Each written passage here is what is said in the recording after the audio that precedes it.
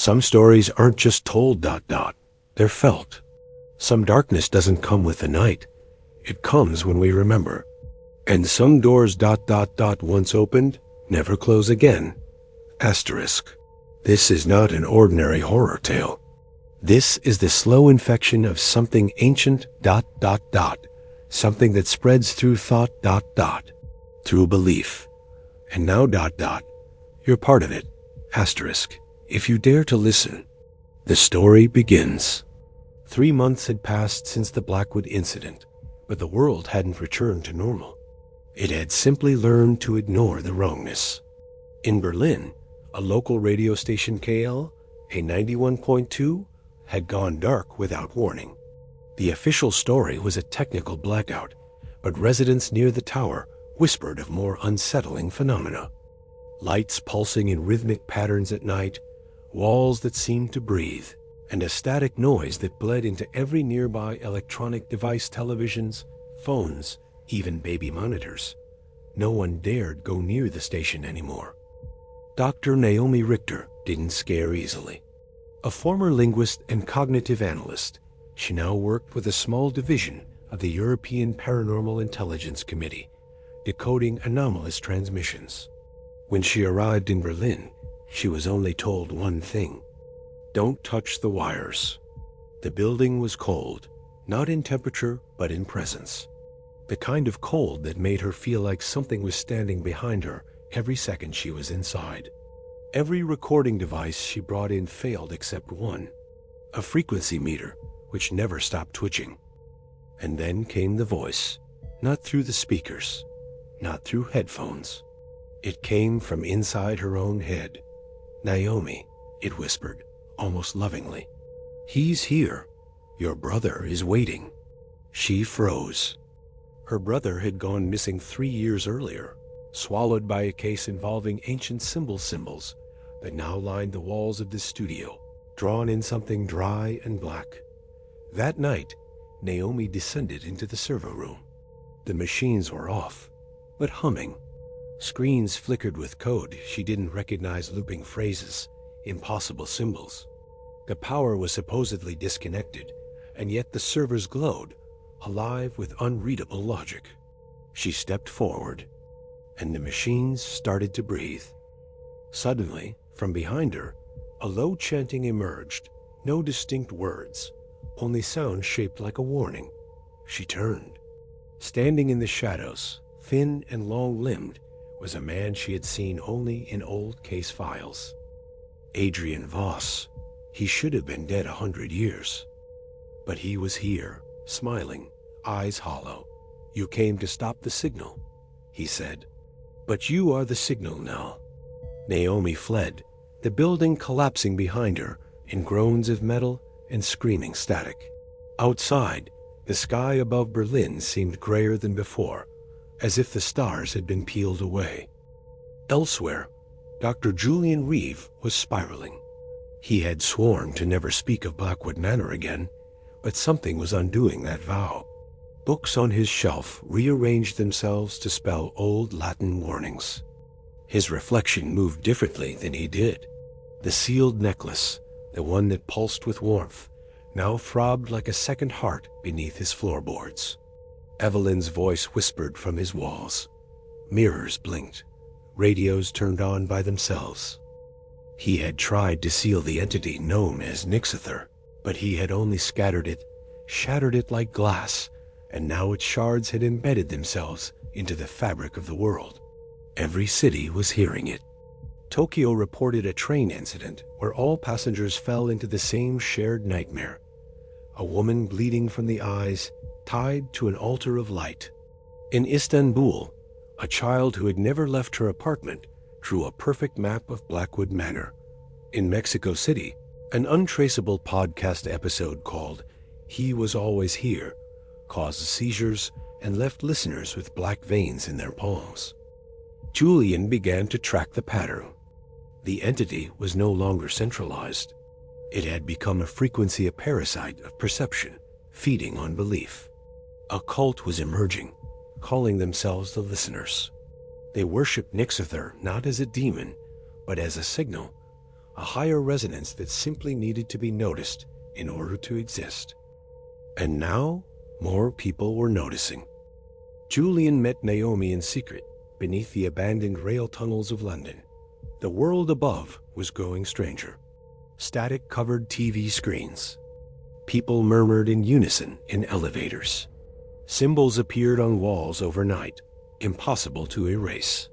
Naomi had brought with her a prototype, a resonance disruptor capable of jamming non-physical frequencies. It might destroy the signal if they were lucky. They powered it on. The air grew heavy. The tunnel lights burst in sync, one by one. From the darkness, Evelyn's voice returned, not distant, but here all around them.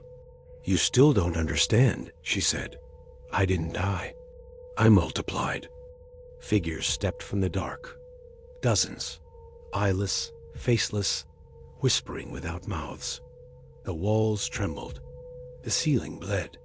Julian shouted over the noise as the machine overloaded. "Naomi, now! Turn it up!" She did. A pulse surged through the tunnel, a sound that wasn't sound, a light that wasn't light. The pressure popped their ears. Some of the figures screamed and vaporized like mist. Evelyn's voice cracked. "You stopped the broadcast." For a moment, the world went still. Then her voice returned, calmer now, almost amused. "But you've amplified the story." She vanished. The figures dissolved. The silence that followed was absolute. The signal was gone. But Naomi now saw something no one else did. Every time she blinked, the image of a long hallway appeared in her mind, the hall from Blackwood Manor. Each time, she was closer to a door at the very end. And it was opening. Julian vanished a week later. All that remained in his flat was a spiral burnt into the wood of the floor, and one last whisper preserved in the static of his broken radio. Episode 3 begins now. There was no announcement, no grand explosion, no breaking news bulletin. The world simply began ... to forget itself. It started with the dreams. Millions of people across the globe began reporting identical nightmare cities drowned in black fog, clocks spinning backward, windows that opened into other people's memories. They would wake up sweating, unable to describe what they saw beyond one recurring symbol, a spiral carved into glass, flesh, or sky. And the chanting, faint at first, as though a choir hummed from behind the walls, behind the mind. Doctors called it audio hallucination syndrome, but every patient who heard it drew the same sigil, the same as Blackwood, the same as Evelyn's final sketch. In Geneva, a woman in a locked psychiatric facility whispered a phrase in her sleep that chilled the listening nurse to her bones. "The cities are falling asleep. He walks through their dreams." Governments took notice. Satellites picked up strange electromagnetic pulses from multiple continents, forming impossible patterns, intercontinental synchrony. Surveillance drones went blind over certain zones, their sensors scrambled by ghost noise. Entire neighborhoods began to act strangely people, buying clocks without reason, smashing mirrors, murmuring in languages they never learned. At the center of it all, always, was the signal. And something was still broadcasting. In an underground shelter outside of Warsaw, Naomi Richter sat in front of a massive resonance map. Her eyes were red-rimmed, her voice hoarse. She hadn't slept in 4 days, not because she was afraid, but because she knew that once she did, she might not wake up alone. Since Julian's disappearance, Naomi had become the only person left alive who had seen Evelyn in her final form. The data they'd gathered in the tunnels was corrupted, filled with voices and visions that replayed themselves without end. One clip, 5 seconds long, simply repeated a phrase in Naomi's voice, over and over. There is no time, only echo. And then, 3 days ago, she received an email. No sender, no subject, only a video. It showed Julian, alive, sitting at a desk in a dark room lit only by candlelight. His eyes looked wrong, too wide, too steady. "Naomi," he said softly, "we didn't kill him. We became his mouth." Then he leaned forward and whispered a set of coordinates, somewhere in rural Sweden, and one final sentence. "He's not in the manor anymore. He's everywhere people remember him. That means he's strongest in the ones who forget." Naomi stared at the screen long after it went black. She checked the coordinates. There was nothing there. No buildings, no people, just woods. But she had learned one thing over the last 3 months. Nothingness was often where he waited. She packed her gear, took only analog instruments, no electronics, and boarded a train heading north. Meanwhile, across the Atlantic, in New York City, things were unraveling faster. Subway tunnels echoed with screams no one admitted to hearing. In Times Square, every screen flashed the same glitch at exactly 3:33 a.m., just a brief flicker of Evelyn's face, grinning upside down. Hospitals filled with patients in catatonic trances. And through it all, the listeners grew. They now called themselves the Choir of Ash. Wearing blindfolds and headphones, they roamed public spaces, reciting the spiral gospel, a text no one had written, but all of them knew by heart. They believed Nixither was not a god, not a demon, but a forgotten frequency from the edge of time itself, one that had been waiting eons to resonate with the human mind. They were no longer trying to summon him. They were trying to wake him.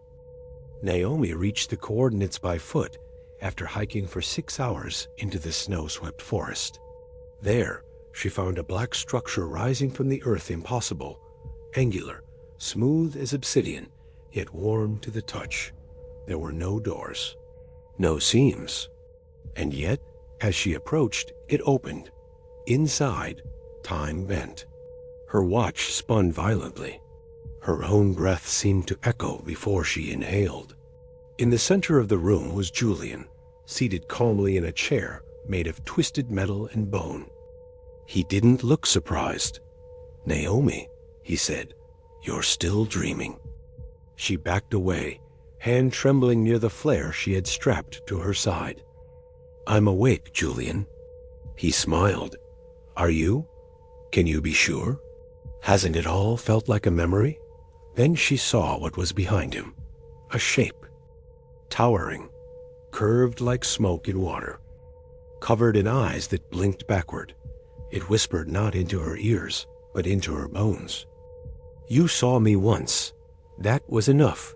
Naomi activated the flare. Light surged. The structure screamed. Julian laughed as his skin began to peel away, revealing more spiral patterns beneath. "You'll carry me better than her," he said, voice distorting, deeper, splitting. "You're more open." Naomi ran. She didn't remember how she escaped, just that she woke up days later in a hospital in Oslo. Her body was covered in cuts, forming a single phrase again and again: "He dreams beneath us."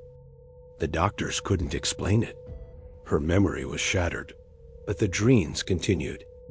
Now every time she closes her eyes, she sees cities familiar and empty, roads turning into corridors, doors at the end of alleys. Always a door, always waiting, and someone knocking from the other side.